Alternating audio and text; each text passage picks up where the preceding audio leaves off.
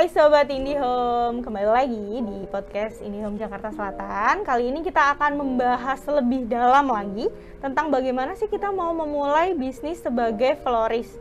Tahu nggak florist apa? Florist itu tukang bunga gitu. Tapi bukan yang jualan, bukan amang-amang yang di pasar, bukan nenek-nenek yang biasanya jualan di pinggir lampu merah, bukan. Kita belajar gimana caranya menjadi florist profesional. Nah, sama siapa? Tentunya sama florist yang profesional ya Ibu. Perkenalkan, Bu Maya. Hai semuanya, salam kenal. Nah, Bu Maya ini dari Stella Floral Studio, sudah dari 2016 bikin kelas-kelas menarik. Nah, ini sedikit aja saya kasihin bahwa tuh sobat-sobat IndiHome juga bisa visit ke Instagram ya Bu ya. Iya. Visit ke Instagram, visit ke website, itu lengkap kap ada banyak macam-macam tips dan mau gabung ikut kelas. Nah, tapi ngantri dulu, saya dulu kayaknya yang mau ikut kelasnya Bu Maya dulu. Nanti next batch saya dulu, baru teman-teman nanti ya. Nah, Bu Maya nih membuka pertanyaan pertama. Karena saya juga tadi ngobrol-ngobrol sedikit sambil duduk-duduk santai tadi, Bu.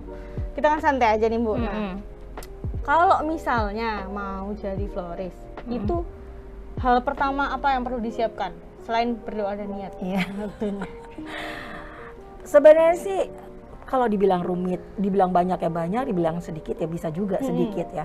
Yang penting itu kita ini mau sebagai apa? Apakah sebagai bisnis flower business owner atau kita sebagai floral designer? Karena dua pengertian yang berbeda. Yang satunya ini yang lebih berorientasi kepada skill. Mereka kerja sebagai profesional perangkai bunga yang kita sebutnya floral designer, ataukah kita sebagai pelaku usaha bunga. Oh, jadi ownernya bisnisnya. Jadi bisnis ownernya si florist ini tadi. Nah, tentunya itu kan dua hal yang beda. Ya, kalau kita mau analogikan nih Mbak, barat nih ya, ada orang pinter masak, jago masak nasi goreng gitu ya, nasi gorengnya enak lah gitu.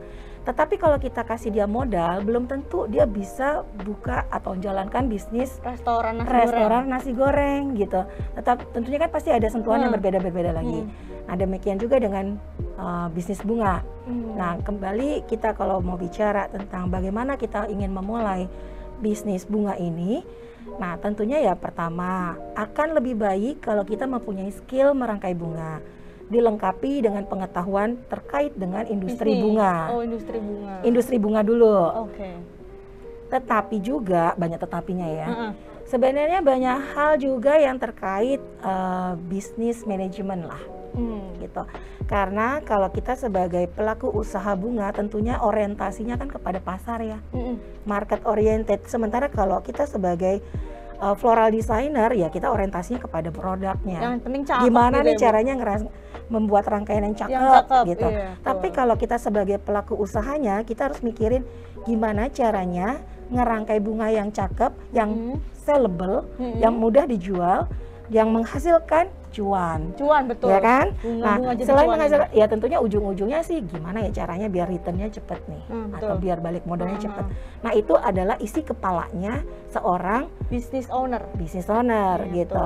Tetapi ya itu tadi lah Mbak. Jadi kita bekali dulu mindset kita sebagai pelaku usaha bunga. Oke.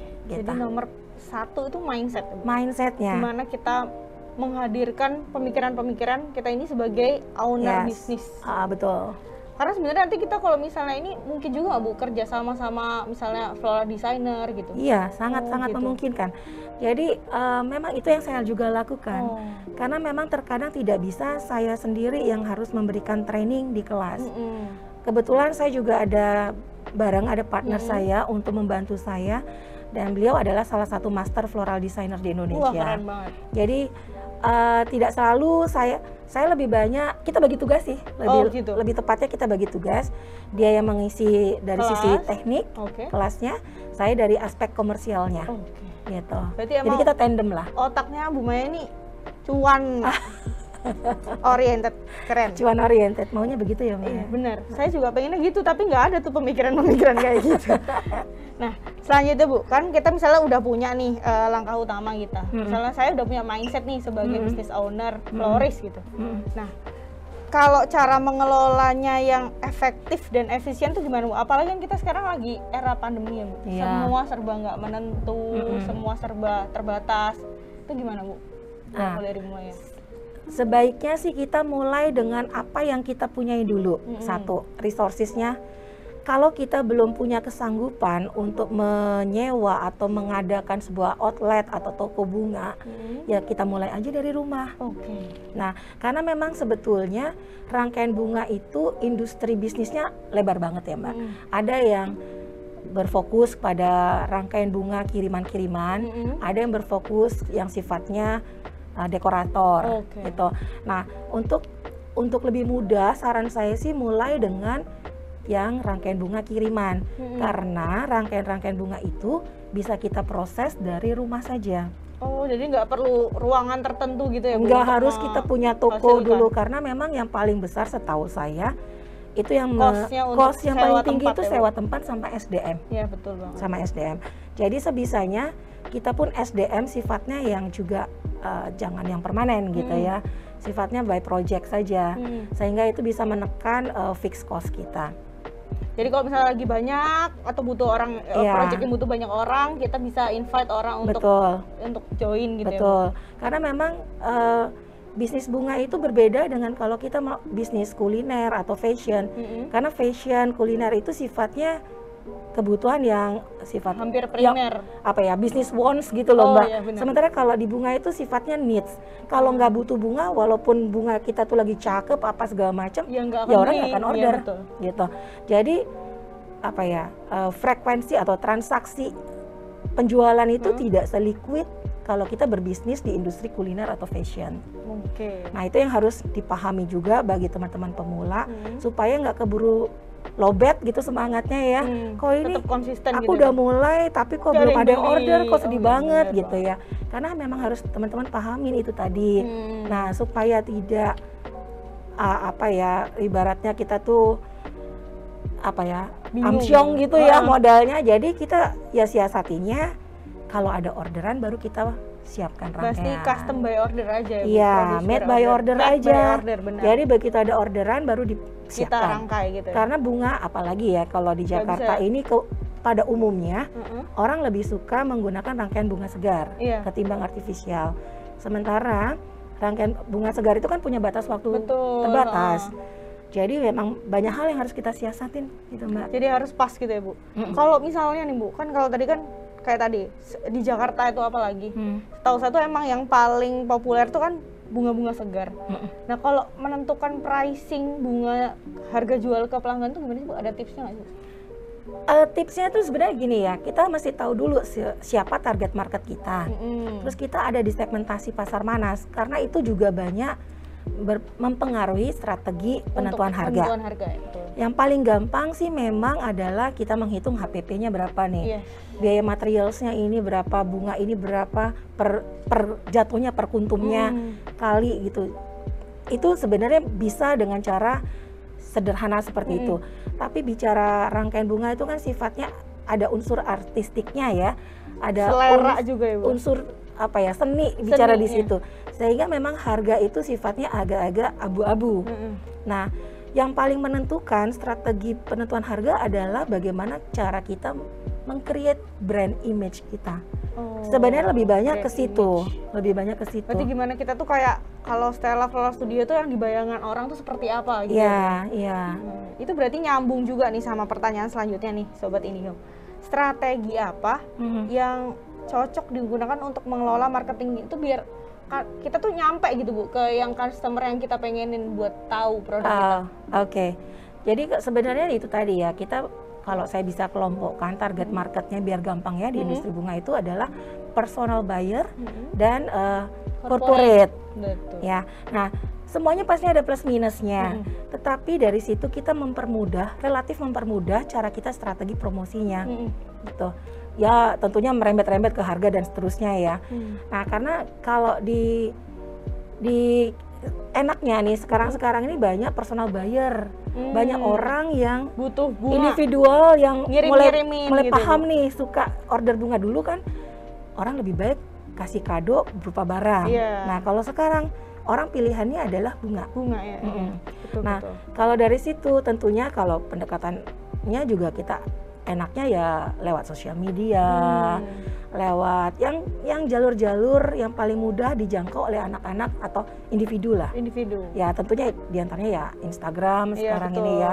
Itu udah paling cespleng lah ya. Cespleng ya. Nah, cespleng banget untuk jadi showcase kita. Betul.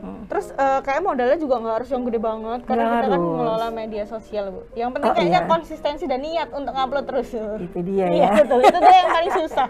Nah, Itu dia. teman-teman Sobat Indium, kalau misalnya mau coba cek deh di Instagramnya Stella itu banyak banget uploadan dan tips-tips yang menarik. Nah, itu salah satu juga cara mungkin tadi Bu Maya sampaikan adalah promosi yang paling oke. Nah, bahkan di pelatihan Bu Maya ini juga dilatih ya Bu Maya untuk mengupload cek ombak dulu nih. Apakah bunga yang dirangkai itu ada nilai jualnya Iya, gitu. iya. Dan itu banyak yang nawar ya Bu. Intinya sebenarnya kita tuh pengen tahu respons Betul. dan meningkatkan confidence-nya si peserta kelas. Jadi kadang-kadang orang itu udah bisa ngerangkai tapi mereka nggak pede, rangkaianku udah oke belum Bagus sih? ya, gitu. Ada Ini yang udah mau like nggak jual ya, belum gitu sih ya? Mbak gitu. Ya udah kita tes aja, coba kamu posting di IG-mu.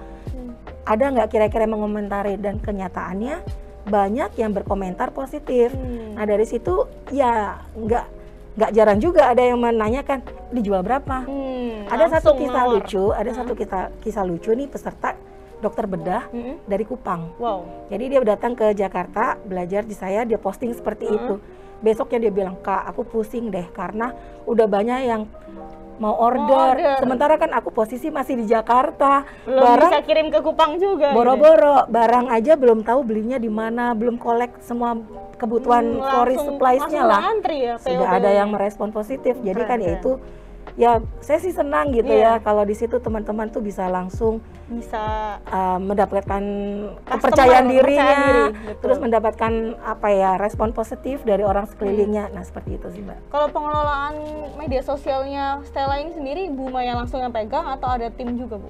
Nah kebetulan beberapa kali untuk Instagram itu pernah saya coba lewat agency, tetapi nggak lama karena saya sarankan teman-teman lebih baik kalau masih baru lebih baik kita pegang sendiri. Karena yang tahu ruhnya bisnis kita itu ya kita. Jadi yang sebetulnya dari sisi bahasa, dari sisi visual, artinya setiap si foundernya pasti punya maksud, punya arah, masih punya taste juga, punya style juga. Jadi akan lebih baik dikelola sendiri dulu. Sendiri. Tetapi mungkin tentunya juga itu untuk saving budget ya. Betul. Yang penting poinnya itu dulu. Karena kalau kita, kecuali kalau memang teman-teman modalnya udah cukup ready, baik juga ada tim kreatif yang memang udah memikirkan ke arah sana. Bukan hanya di content creator, tapi juga ke hal yang sifatnya sampai ke digital strategisnya lah. Gitu. Itu udah mulai berat ya Bu? Ya karena kayaknya kita kalau nggak bermain di dunia platform digital nggak ketinggalan zaman banget ya Bu. Soalnya kita termasuk. Bu Maya juga sering ini ada tips-tips Google My Business. Itu juga karena itu efektif banget memang Mbak. Kan memang terus terang saya itu tidak punya toko offline ya. Dari dulu sampai sekarang saya bermainnya hanya dari sisi Instagram, dan orang kalau mau order ya larinya ke WA, chatting.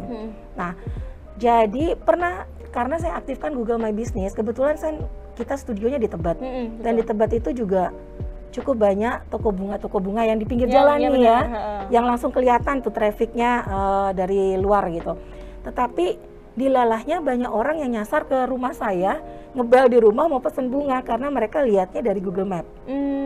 Jadi itulah saktinya Google My Business ya. Jadi begitu. Kita nggak perlu dukun Bu ya. Nggak perlu dukun, udah cukup sama Om Google aja. Oke, benar. Nanti bisa dicoba. Nah, ini sebelum kita tutup sesi, bagaimana teman-teman udah catat lah beberapa poin-poin penting tadi, bahwa Bu Maya menyampaikan pentingnya tahu ruhnya bisnis kita itu, terus nanti gimana kita ngelolanya. Ada pesan nggak Bu buat sobat-sobat Indihome di sana? Pesan terakhir, gimana caranya atau pesan menjadi florist dan mendirikan sebuah bisnis bunga-bunga itu seperti apa? Jadi pesan saya, teman-teman nggak usah keder dulu. Kalau mau memulai bisnis florist itu tidak harus dengan jumlah angka modal besar. Yang penting adalah seberapa besar kalian punya dreams dan seberapa besar kalian punya niat. Nah, berangkat dari situ coba kalian upayakan, siasati dengan resources yang ada. Evaluasi kemampuan diri kalian sendiri, apa yang menjadi kelemahan dan kekuatan kalian. Manfaatkan apa yang ada di sekeliling kalian dulu. Nah, kalau bicara rangkaian bunga, produk rangkaian bunga itu juga sangat lebar banget.